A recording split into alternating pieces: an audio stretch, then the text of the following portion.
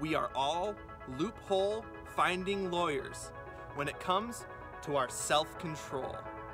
Chip and Dan Heath, Switch, page 86. Hey everybody, welcome back to Why Should I Read That? I'm John. This is episode 19. Today is the book Switch by Chip and Dan Heath, How to Change Things When Change is Hard. And these guys have written a couple different books about business change, but what I want to really focus on in this book, as it applies to personal development, is personal change. So there's three main points in the book. We'll talk about one example, and then we'll get you out of here pretty quickly today. Guys, I want you to remember these three concepts when it comes to changing things, whether it's in your personal life, whether it's in business, whether it happens to be someone else. There's three things, and it's a great analogy, so here they are. Number one, direct the rider. Number two, motivate the elephant. And number three, shape the path. So direct the rider, motivate the elephant, and shape the path, not shake the path, although the elephant might do that. So here's the analogy that Chip and Dan Heath use to bring these 3 points home. Our minds, our conscious brain, our subconscious brain, and then the path that we take. So our conscious mind only uses about 2,000 neurons, whereas our subconscious mind uses 2 billion neurons, billion with B, right? And so 2,000 versus 2 billion, that's a pretty crazy differential. So our rider is our conscious mind saying, I would like to do this, I would like to do that, this makes logical sense, let's do it. Our subconscious mind, our emotions, our elephant, are those 2 billion neurons. So if you feel something in your gut emotion, I mean, if you've ever been dating someone and they broke up with you, there was probably a good sounding logical reason, but there was definitely an emotional reaction, an emotional experience that you guys had. And that is the same whether people donate money to charities or whether it happens to be going into business. You have to feel something viscerally, in a sense, in order to do it. And then later on, your rider comes along as well. The third one, shaping the path, is making things easier to happen, whether it's your subconscious, your conscious, your subconscious, and then making things easy to happen.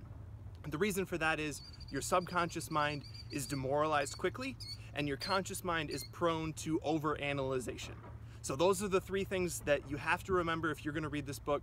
This book, guys, it goes into so many examples.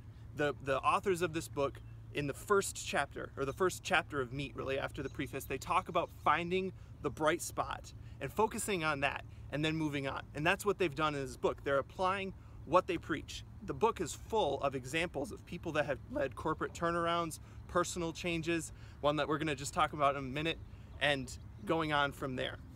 So here's the thing. You have to involve all three of those aspects in order to change when change is tough. So for me, I like to go at it from an example of fitness. I grew up on a farm. I worked a lot. I had all this innate exercise that was built into my job. But later on, now I have a desk job. I don't get out as much. I'm not running around. I'm not lifting heavy bales or picking strawberries, whatever it is. I have to actually think about that.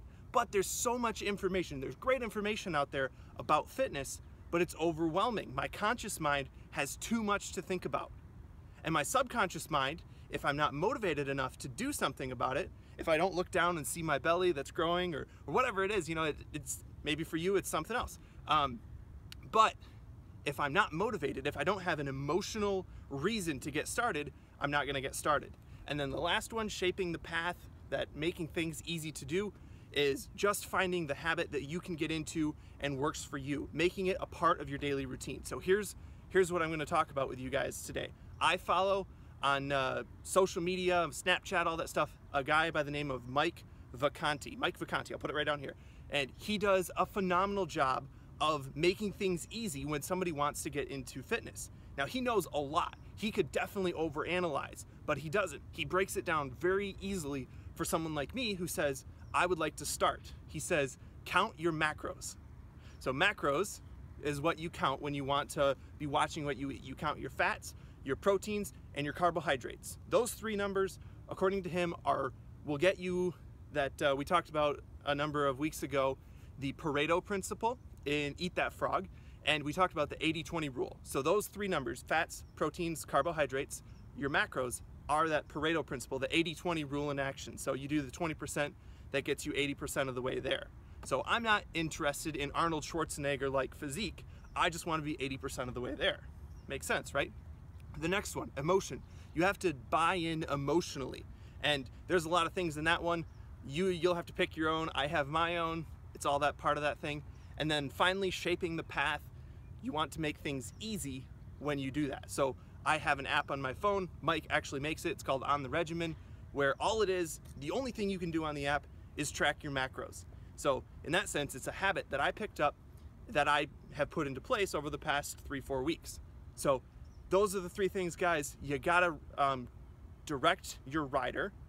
Don't give them too much information. So don't overanalyze things. You gotta motivate the elephant.